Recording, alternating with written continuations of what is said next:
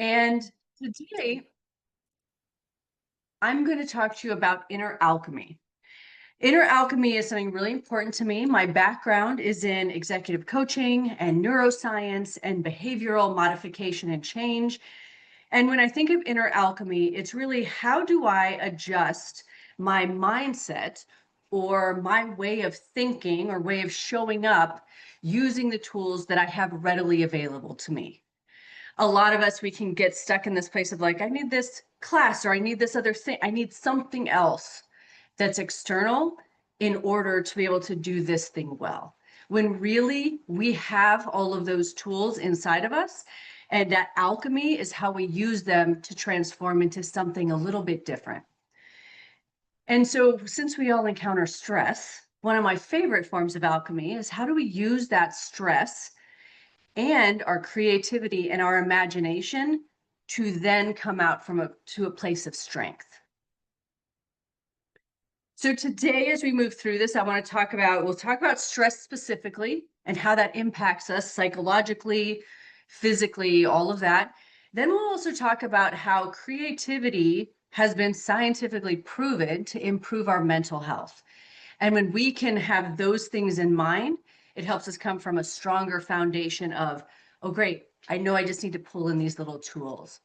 And speaking of pulling in those little tools, then we'll also talk about reframing stress through these different imaginative practices. And we'll build a toolkit of what I like to call micro creative resets. Those are just little things that you can do. We don't always have a whole week that we can go on a retreat. If we do, that's great, and I love that.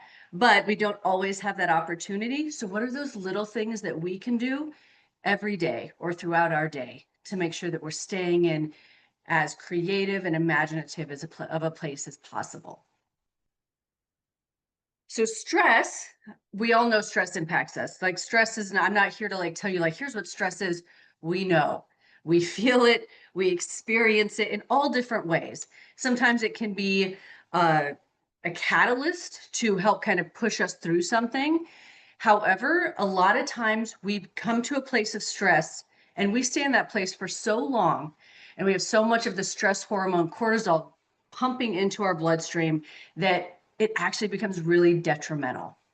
So it does cause those cortisol levels when those cortisol levels are higher and they stay that way, which is how most people stay and where most people stay, it literally changes how our brain and our body function. Over time, it does break down certain ways that like the neuroplasticity in our brain, it breaks down how well our brain can connect and make new connections and dissolve old connections that no longer serve us. We'll start to feel it in our bodies. And again, I know I'm not telling you something new and mind-blowing right now. We all know that. So, but it has been scientifically proven that that cortisol is what is causing a lot of those different things to malfunction. I know when I'm stressed, the first thing that happens is something that would have taken me 10 minutes suddenly takes me all day. I cannot focus, I cannot concentrate, and it could be something so simple. I just need to like write this thing, and that email took all day, and it shouldn't have. But in giving ourselves grace also, that's a really great way to acknowledge like, okay, I'm really stressed out. So what do I need to do to help kind of work myself out of that? But stress really impacts our cognitive function. And then I know we've all also experienced that, like when we're stressed out, I know I'll kind of snap off at somebody a little quicker than I'd like. I shouldn't be snapping off at anybody at all. But if I do, it's that stress. And that's not fair, right? That's not fair to them. That's not how I want to show up. But stress does weaken our ability to actually respond and show up the way that we want. And then over time, it will also weaken our immune system. Kind of going back to that first one where we have this physical stress. When people are in this state of stress, they will get sick more often, and their sickness will last longer than however long a typical illness would normally last. Now that I've bummed you out, let me bring it back up. So what's really great is that we have these tools, creativity being one of the biggest ones, that can really help support us getting to a better mental place and to help decrease that stress. So when we can be creative, and creative expression could be so many things, and I'm going to get more into that in a little bit. But when we can really be in this creative place, it helps to regulate our emotions because we have an outlet for these feelings, whether it's like immense joy, which can also be overwhelming for ourselves and for others, or if we're in a place where we're really frustrated, having an outlet helps us to, okay, let me come back to this place of here's where it's how it's appropriate to show up in this context or this context, because we've been able to essentially discharge some of that energy and get it out of us. It also improves our mood. So with creativity, we're creating something or we're really engaging in something that we love and using a different part of our brain, and that promotes a really positive mental state. Now let's get into the neuroscience, which is my favorite part. So it also helps to really encourage this neural activation. When we can be creative, when we can use our imagination to come up with some different options and opportunities, there are these specific neural pathways that then, as they start to connect, we become more effective and efficient at not only problem solving, but at getting other people engaged and us ourselves engaging in the process.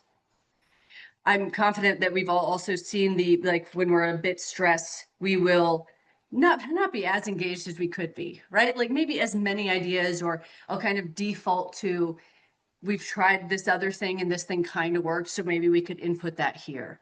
But if I'm more in a place of that creativity and using my imagination, then I'm actually able to say like, oh, what else is possible? What else could it be? Whereas if I'm really stressed out, I'm not thinking that way, not thinking that way at all. And then with that, those neural pathways, it also enhances our adaptability. Because when we have more reps of, yes, maybe this thing was stressful, or I came up against this thing and I thought of a new way out of it. I was able to think of these different scenarios, do some scenario sketching to recover. It actually helps us get to a place of, I know I can do that again. In neuroscience, we love to say that what fires together wires together. So if we have these positive things where if I'm stressed and I'm like, okay, I've got these tools, let me stop here. I know I'm falling into a very fixed mindset because I'm very stressed. Let me just ask myself a few questions. What else is possible? Maybe I'm spiraling and I've come up with the worst possible scenario, which many people spiral and catastrophize. And yet that could happen totally, right? The world is crazy. What's another possibility though? And then we teach ourselves, we teach our brain that that's the path. So we become more adaptable. We come up with a lot more creative things. So there's 4 tools that they're all kind of a beautiful 4-circle Venn diagram, if you will, of shifting our perspective when we're in that place of stress. And I wanted to break these 4 out and also show how they're interconnected, because I also want to acknowledge that when we are in a place of stress, what I'm saying right now sounds intellectually so easy. You're like, of course, I'll just reframe, I'll just do that. When we're stressed, like I said earlier, our brain is not thinking that way. So first we can start with some cognitive reframing. And that's really where we're not in denial about the situation, but we are taking these negative thoughts and we're shifting to a more positive interpretation. And kind of like in the last example I gave, where if you start catastrophizing, yes, acknowledge that that is something terrible. That is something that could happen, but what else is possible? And usually if the first time we thought of the worst case, we're not usually going to keep going more and more negative. We'll start to open up the possibility of something more positive, of something different, of a different outcome. So again, with cognitive reframing, just asking ourselves really simple questions.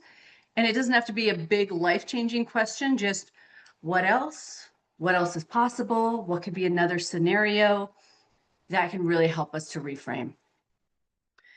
Mindfulness is my favorite thing to talk about ever, because I'm not good at it, if I'm being honest. So why I love to talk about it too is because I have seen the effects. Of course, I've read about the effects, but it truly is something that when we can get back to a place of, let me be where my feet are, let me be in this present moment so that I can like really show up well, right? An oxygenated brain and a hydrated brain is a thinking brain. And it can be really challenging to get to. So with mindfulness practices though, when you take the deepest breath you've taken all day, which I love to remind myself to do that. I have little statues on my desk, little Buddha statues that remind me to do that also. But when we do that, like your nervous system, it's the best thing you can do to calm your nervous system. So you're starting to feel that tension, you're starting to feel that stress.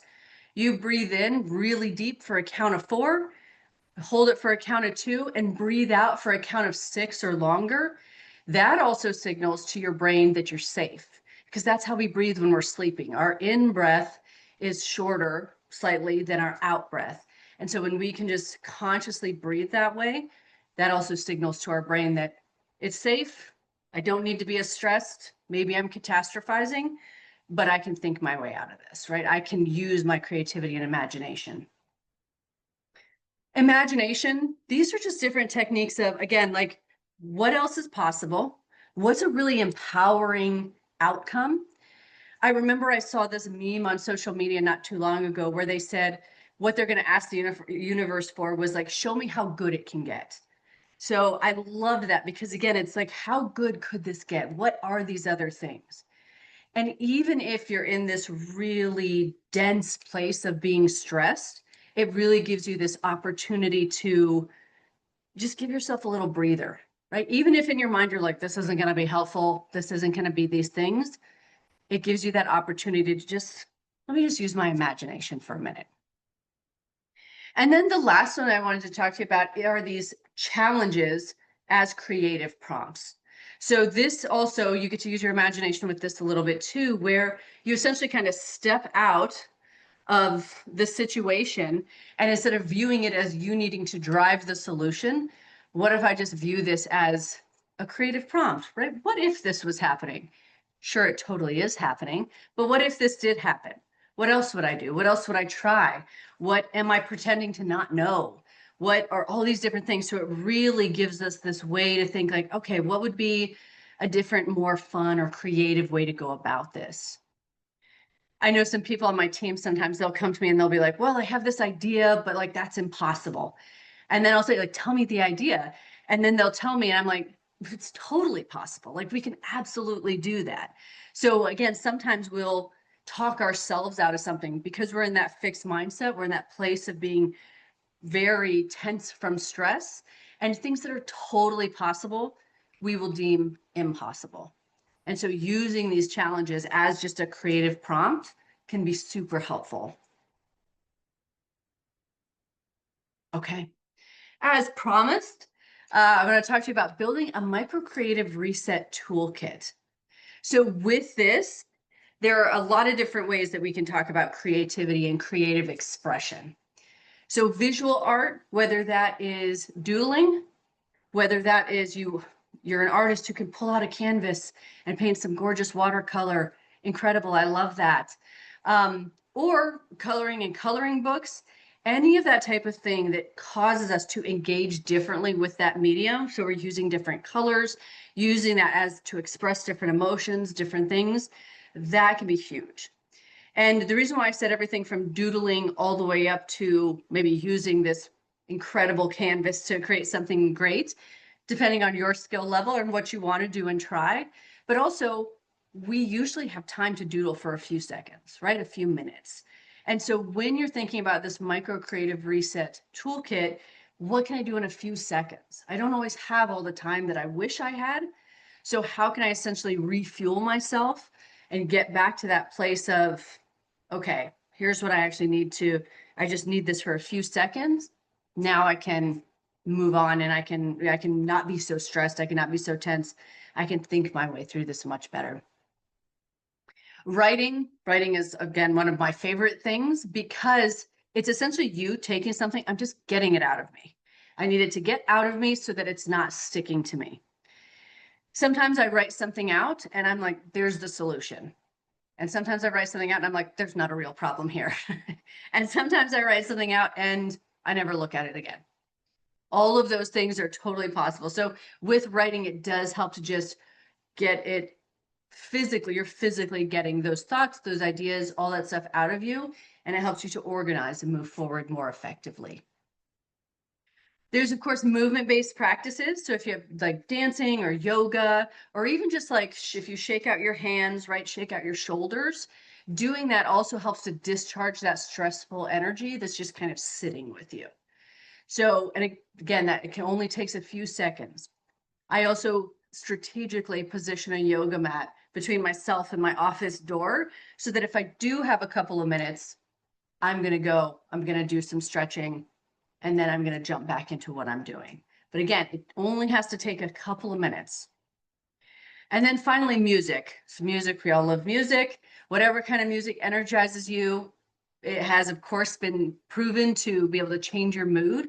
So finding those things that really energize your mind, that really uplift your spirit, can help to get you back to a place of balance or get you into the mood that you want to be in. Okay, I'm going to grab the chat real quick, make sure I didn't miss anything. Yes, thank you. Okay. So again, with these, the reason why they're the micro creative, like I said, it only needs to take a few seconds. So what we can do to get into that place is if we're already there, we're already stressed, it's harder to then implement something like being creative or using our imagination.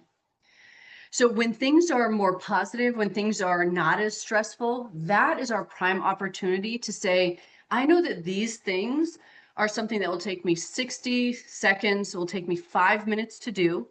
I'm going to make sure that those are in place so that I have them ready so that when the stress hits, I have them. I don't have to go looking for them. I don't have to now give myself another task, think more about like, oh, what can I go do now to help enhance this? When we're stressed, we're already in it. So getting those things ready in advance. I know I always have my journal next to me at work. I also, in my planner, I have a lot of little doodles, not an artist, but I have a lot of little doodles. I have my work playlist, which is there's a lot of Enya. There's a lot of really calming jazz music. There's just a lot of that because I know that I can spiral in a way that it's not productive for anybody. But in acknowledging that about myself, I know I need these tools. I need these things to help me to reset. And those are these creative prompts. So I'll encourage you to think about how you've been conditioned to approach stress. I feel like in our society, it's like stress is really this signal, it's this badge of honor. Like I'm the most busy, I'm too busy, I've got all these things. And then you kind of hear people start to like one up one another on stress. How have you been conditioned to approach stress? No judgment, no shame, no blame, right? It's just for you to better understand then what are the next steps I can take. Because sometimes if we're also taught and it's signaled to us that productivity is the most important thing, and now we're stressed and we feel like we're not being productive. Okay, so what do I need to do to be able to get back to a place of, okay, I need to, clear my mind. I need to de-stress from this. And then I want to do this one small task, right? This one small thing. So that really helps us figure out how have I been conditioned to approach stress? These are the tools that will work the best for me. And then building your micro creative reset toolkit with things that inspire you right now. And I say right now because this will change over time. I know mine has. And then also just my relationship with stress and how I view it and how I work to discharge it. Those things like have adapted over time so that toolkit adapts. The most important thing is that it needs to be realistic and it needs to actually be able to work for you. If you're like, yes, I've always wanted to, I keep going back to the canvas thing, but if I've always wanted to be this, really great painter and I know I have these different skills, but if you start with that whole elephant and you're trying to eat that whole elephant at once, you will not actually engage in those tools. Because also when we're stressed, we default to what is most comfortable and what we know the best, which unfortunately is often just pushing through it and trying to force ourselves into the next thing, and then pushing creative and imaginative things to the side. So just make sure that your different tools work for you right now. I have a workbook that I'm also going to put in the chat for you. I'll also send it in a follow-up email, but that has some other different prompts for all the different categories that we talked about today, as well as some additional ideas for micro creative toolkit reset ideas. And then, of course, if you have any additional questions or need any support, you can reach out to me via my website. You can reach out to me via the email that's in the follow-up, and I will support you in any way that I can. So I know that was a lot. I wanted the first one to be just like, here's a bunch of stuff for you. We're going to take about a 5-minute break now, and then we will have the incredible Holly Wright. So you have exactly 6 minutes before we get started on our next piece. I will drop that workbook in the chat. Thank you.